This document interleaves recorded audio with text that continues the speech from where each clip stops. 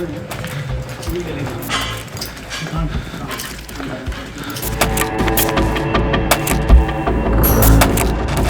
गली है, आप देखिए कि 8 अप्रैल 2023 को इसी गली से जो है जब सबसे ज़्यादा दंगा जो है दो समुदाय के बीच में यहीं से ज़्यादा भड़का था।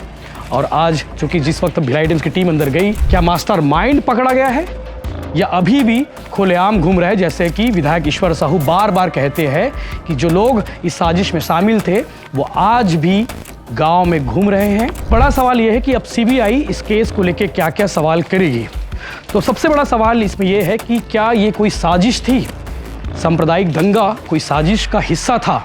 ये सबसे बड़ा सवाल है और इस सवाल का जवाब भुवनेश्वर साहू उस दिन टारगेट में था या फिर कोई और था, ये भी एक सवाल है।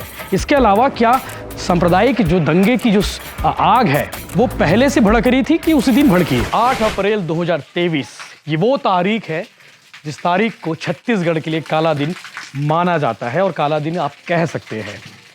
बीरनपुर में है और बीरनपुर के बारे में आपको पता है कि बीरनपुर में 8 अप्रैल 2023 को क्या हुआ था। सुबह का वक्त 11:30 बजे के आसपास बच्चों की लड़ाई दो समुदाय के बीच में हो गई। दो समुदाय की लड़ाई के बाद इतना तनाव फैल गया कि यहाँ पे भुवनेश्वर साहू नामक एक शख्स की हत्या हो गई। और ये वही जगह है, ये वही गली है जिस जगह पर भुवनेश्वर साहू की हत्या की गई थी। और भिलाई टाइम्स की टीम दोबारा तिबारा चौबारा इसलिए आई है इस जगह पर क्योंकि आज 27 अप्रैल को सीबीआई की एंट्री छत्तीसगढ़ में हुई है और सीबीआई बीरनपुर हत्याकांड की जांच करने के लिए आ गई है। खबर है अभी जिस वक्त मैं ये वीडियो बना रहा हूँ 5:30 बज रहे हैं और खबर थी कि 5:30 बजे तक 5 बजे तक बीरनपुर गांव में सीबीआई की टीम आ सकती है, लेकिन अभी तक आई नहीं है। चर्चा है कि रायपुर से रवाना हो चुके हैं और ये वही जगह है जहाँ पे भुवनेश्वर साहू की हत्या की गई थी, जिसमें 12 लोगों के खिलाफ में आज सीबीआई ने केस दर्ज किया है 24 अप्रैल 2024 को। और 8 अप्रैल 2023 की घटना थी, एक साल पहले का वो जगह आप देखिए कि जिस तरह से भीड़ इधर से आई थी और भुवनेश्वर साहू अपने साथियों के साथ इस गली से गुजर रहा था, तभी उसे भीड़ ने रोका और रोकने के बाद जो है उसकी हत्या कर दी गई। पीट कर छत से जो है पत्थर फेंके गए, जैसा कि एफआईआर में लिखा भी है कि इस तरह के जो छत हैं, इस तरह के जो घर हैं, उन घरों से भुवनेश्वर साहू पर हमला किया गया, उसके साथियों पर हमला किया गया, पत्थरों से हमला किया गया। उसके अलावा जब वो घायल हुआ मूर्छित होकर, उसे पकड़कर जो है घेर कर जो है उसके धारदार हथियार से उसके ऊपर ताबड़तोड़ प्रहार किया गया, जिससे उसकी मौके पर ही मौत हो गई। उस घटना के बाद से चूंकि आपको पता होगा कि काफ़ी सियासत हुई थी और काफ़ी सियासत होने के बाद भुवनेश्वर साहू के पिता ईश्वर साहू को भाजपा ने प्रत्याशी बनाया और ईश्वर साहू ने दिग्गज नेता 8 बार के विधायक प्रवीण चौबे को चुनाव हराया। ये वही बीरनपुर है। अब आपके मन में सवाल हो रहा होगा कि सीबीआई की टीम इस केस को लेके क्या कुछ करेगी, क्योंकि सवाल उस समय से उठ रहे थे जब आरोपियों की गिरफ्तारी की गई और आरोपियों की गिरफ्तारी करने के बाद विधायक ईश्वर साहू ने विधानसभा में कहा था कि मुझे अभी तक न्याय नहीं मिला है। ये सवाल था कि अभी तक न्याय क्यों नहीं मिला है।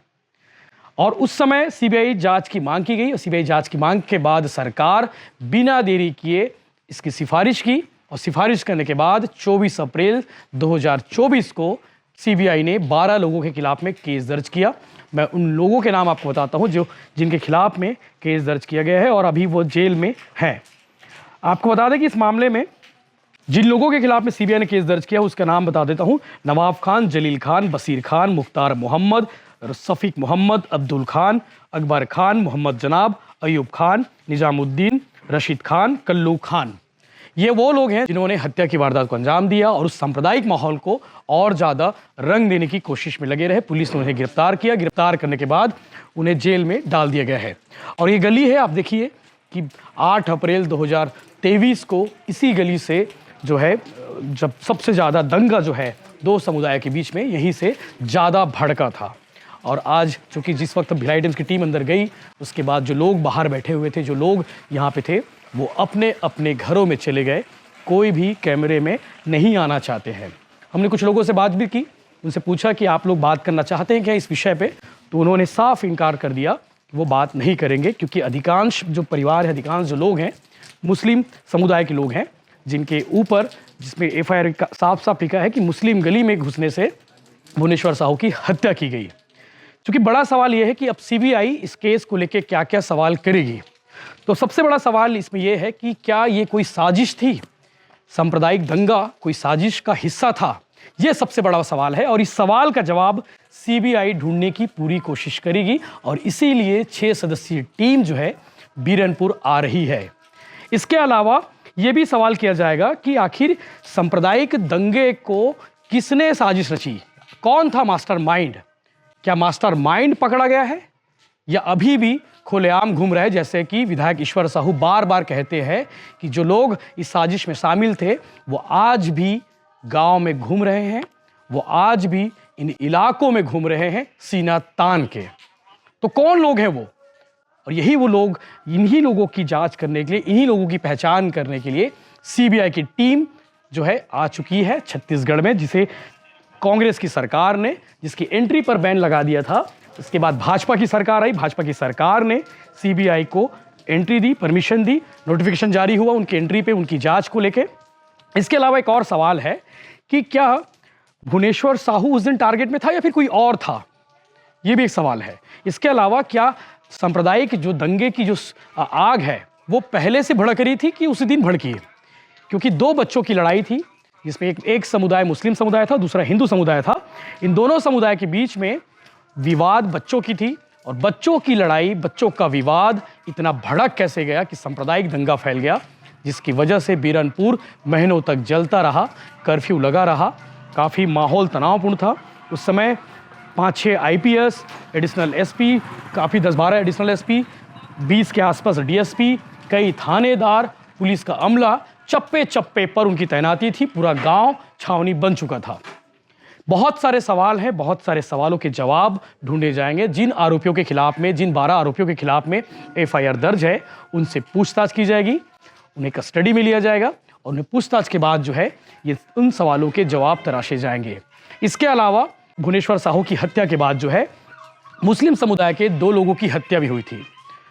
उस हत्या के पीछे कौन लोग थे, उस मामले में कौन है, उसकी भी जांच की जाएगी सीबीआई के द्वारा। यानी कि ये कह सकते हैं कि पूरा मामले की जो है जीरो से शुरुआत होगी जांच की और 360 डिग्री हर एंगल से वो जांच की जाएगी और जांच के बाद जो है खुलासा हो सकता है। और न्याय की जो उम्मीद ईश्वर साहू लगाए बैठे हैं कि अभी तक उनके बेटे की हत्या का न्याय नहीं मिला है, तो कहीं ना कहीं उम्मीद जताई जा रही है, कहीं ना कहीं उम्मीद की एक नई किरण सीबीआई दिख रही है कि इस सीबीआई की एंट्री के बाद जो है उन्हें न्याय मिल सकता है, उन्हें जो है कहीं ना कहीं एक उम्मीद नजर आ रही है। अब देखने वाली बात यह है कि इस मामले में सीबीआई और सरकार की ओर से क्या कुछ वक्तव्य आते हैं, क्या कुछ बयान आता है, ये भी हम आगे बताएंगे। लेकिन वो गली को आपको दिखाना ज़रूरी था कि वो ये वही गली है जिस देखिए जिस तरह से हमारी टीम आगे आगे बढ़ती है, जो लोग बाहर होते हैं वो अंदर चले जाते हैं। ये गली है और इसी गली में भुवनेश्वर साहू की हत्या हुई थी। आगे अपडेट्स आपको मिलते रहेंगे। भिलाई टाइम्स की टीम बीरनपुर में आके आपके लिए ये रिपोर्ट्स तैयार कर रही है और वो सवाल थे कि आखिर इस साजिश के पीछे मास्टरमाइंड कौन था, ये बड़ा सवाल आज भी है। अब सीबीआई की टीम आ चुकी है, तो कहीं ना कहीं इन सवालों के जो जवाब है वो बहुत जल्द मिल जाएंगे।